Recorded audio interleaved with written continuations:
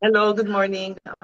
Ah, yung memory verse natin in Ephesians 4:26-27, ituro ko muna yung mga bagong words for yung Actions? action Yung anger, kanya.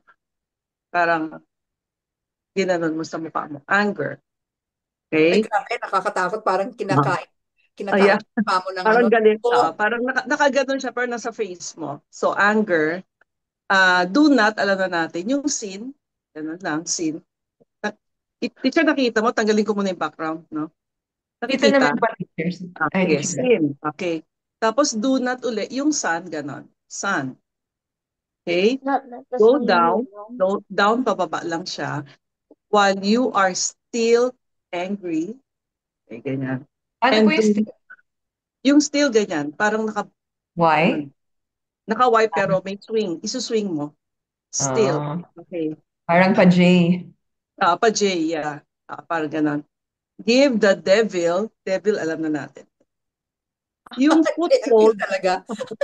talagang The devil devil teacher. is a Yung scared yung devil. Talagang foothold word. naman, ganyan. Parang merong ini-snatch. Okay? So, Hmm. ganun siya yung foothold. Sige, try natin ha. Ephesians 4:26-27. In your anger, do not sin. Do not let the sun go down while you are still angry. Do not give the devil a foothold.